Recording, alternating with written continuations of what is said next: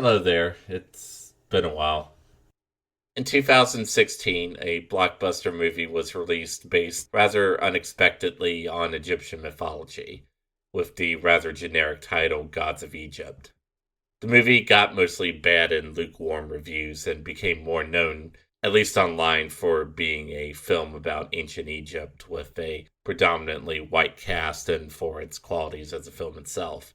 Still, the film setting and subject matter made it unique. It is, to my knowledge, the only big budget English language film that actually is about Egyptian mythology. Specifically, the tale of the fierce rivalry between the gods Horus and Seth, also known as, depending on your source, Set or Sutek. But sadly, certain details were shed from the story. Namely, there isn't a pivotal scene in the film where Gerard Butler Seth is tricked into eating Horus's semen. As you might expect from the intro, this story makes even the rowdiest Greek myths look like Disney's Hercules. Let me take a moment to introduce our cast of characters. Our protagonist is Horus, the falcon-headed sky god, whom the legitimate pharaohs were believed to be the human incarnations of. The Eye of Horus is even now one of the most familiar symbols associated with ancient Egypt. It embodied the protection of the spirit from the dangers of the afterlife, and healing in general.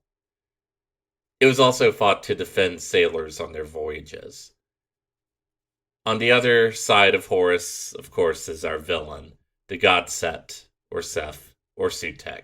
Although I prefer not to use Sutek because that just makes me think I'm talking about the Doctor Who villain rather than the actual god. And yes, in case you didn't know, the Egyptian gods are a race of aliens in Doctor Who. Anyway, Seth was a god who served various functions depending on the source. He was the god who presided over chaos, storms, the deserts, and foreign peoples. As stand-ins for their boss, Seth's high priest had titles like He Who Raises the Voice, or He Who Causes Commotion, or He Who Kicks Up a Row. Seth has a very ancient history. He's at least as old as the oldest archaeological evidence we have of ancient Egypt, and almost certainly even older. The god is seen depicted on the mace head held by the 33rd century BCE King Scorpion, making Seth more ancient than the dynasties of pharaohs and Egypt itself as a unified kingdom. Most of the time in Egyptian hieroglyphics and art, Seth is represented by a certain animal, whose head he is often seen wearing. Egyptologists aren't actually sure what animal this is supposed to be. Theories have proposed that it's a dog, a jackal, an antelope, a pig, or even an aardvark. So, in the works of Egyptologists, it's just called the Seth animal. In modern Western pop culture, including the aforementioned film Gods of Egypt and Doctor Who, Seth is usually portrayed as a kind of Satan figure. This is in no small part because Seth's key role in Egypt's myths was that of a killer and a usurper. He tricked and murdered his brother Osiris, the god who once ruled over Egypt. Osiris's body was cut into pieces and scattered across the land. His sister/wife Isis reassembled the parts of Osiris's corpse, resurrected him, and then, because the gods have strange love lives, they chose that time to make love and from that union produced Horus. But the Egyptians didn't see Seth as a figure of pure malice and evil. He was a god who represented natural and social forces and played an essential role in the cosmos like any other god. In that sense, Seth is less like the devil and more like the war god Ares in Greece or the trickster Loki in Norse mythology. A perfectly legitimate god worthy of worship, yet one who was, in the actual myths, sometimes an antagonist or a figure of scorn and derision, or both. Dominic Perry, the host of the excellent History of Egypt podcast, talks about this and how the 13th century pharaoh Seti was named after Seth. Yet when Seti was written about in hieroglyphics in a temple space dedicated to Osiris, the hieroglyphics were changed so that they wouldn't reflect Seti's relationship with Seth. I'll link to that episode of the History of Egypt podcast in the show notes. Also, as always, it's worth noting that ancient Egypt was a society that endured and changed and was exposed to foreign influences for over about 3,500 years, give or take. So there were likely different interpretations and stories about Seth, many of which have certainly been lost. One Egyptologist, Herman Teveld, did argue in his book, Seth, God of Confusion, that sometime during the era when Egypt was conquered by the Cushites and then the Persians, Seth did become something more like the evil figure in modern pop culture. Since one of Seth's functions was the patron god of foreigners, this caused Seth to be linked to Egypt's conquerors and oppressors, and so he became seen as more of a force of unmitigated evil.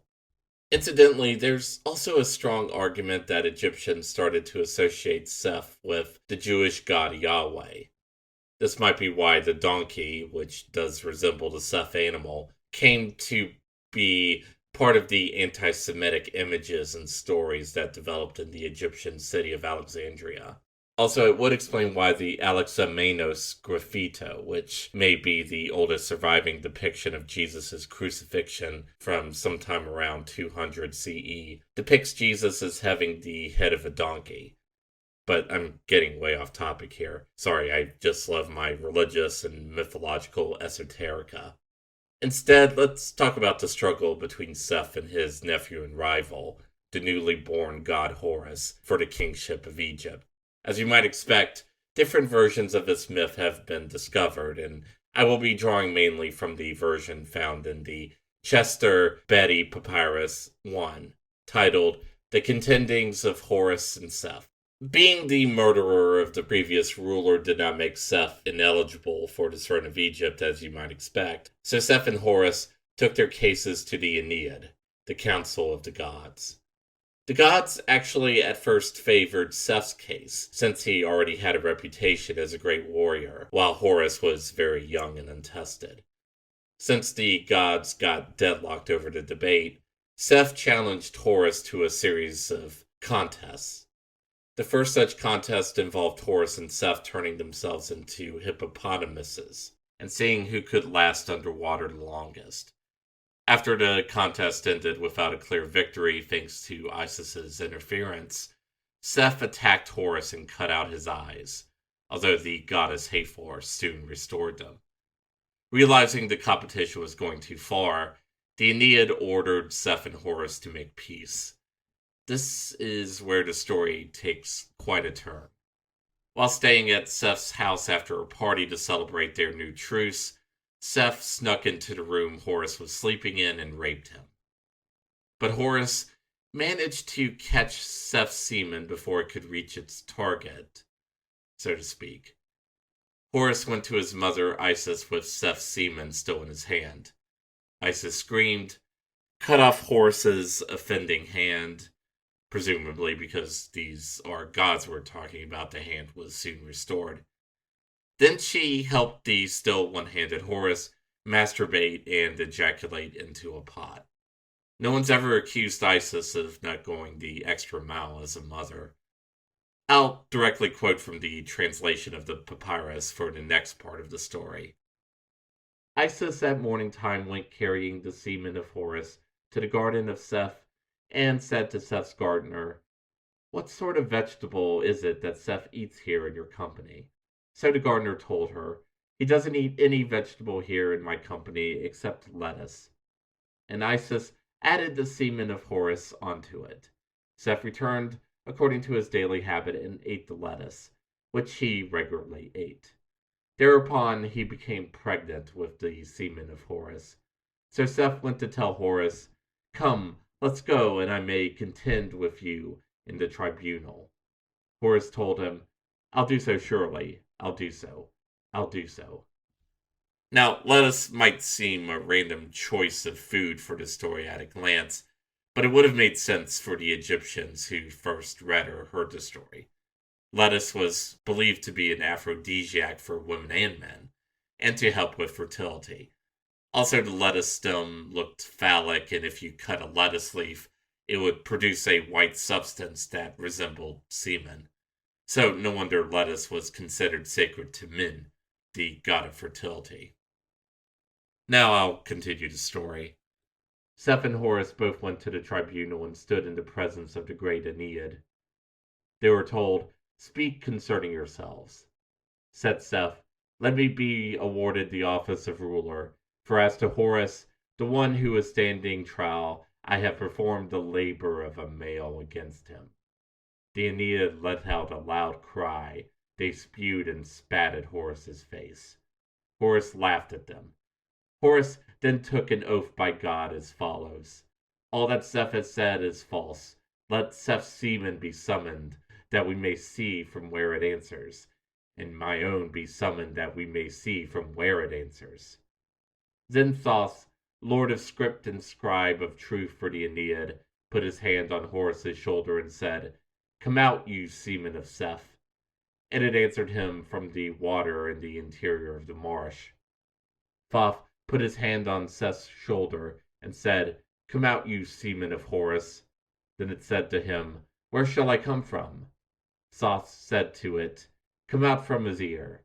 Thereupon it said to him, "It is from his ear that I shall issue forth, seeing that I am divine seed." Then Thoth said to it, "Come out from the top of his head." And it emerged as a golden solar disk upon Seth's head. Seth became exceedingly furious and extended his hands to seize the golden solar disk. Thoth took it away from him and placed it as a crown upon his own head. Then the Aeneid said, "Horus is right, and Seth is wrong."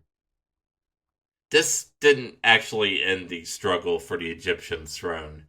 In this version of the story, Horus and Seth would also have a boat race.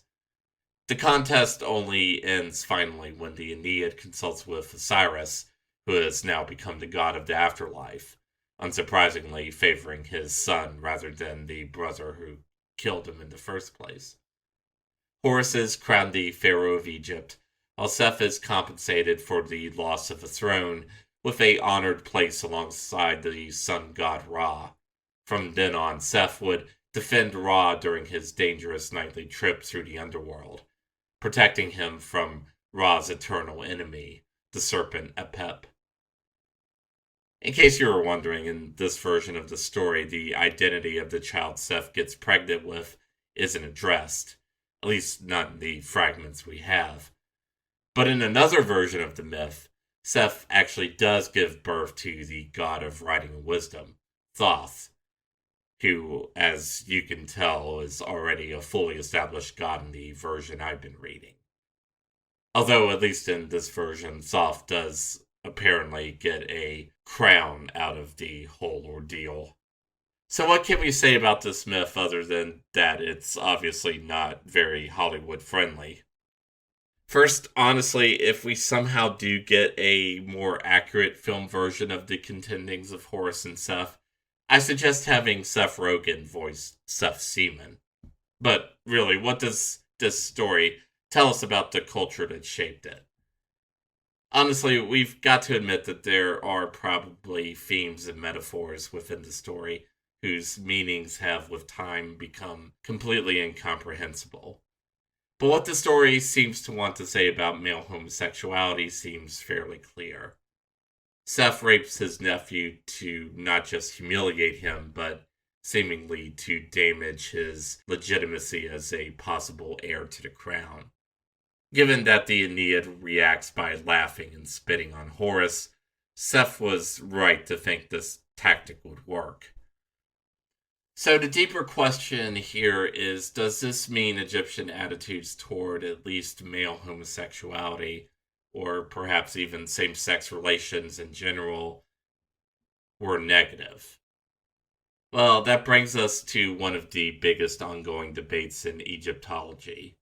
We just don't have a lot of texts from ancient Egypt, especially compared to Greece and Rome.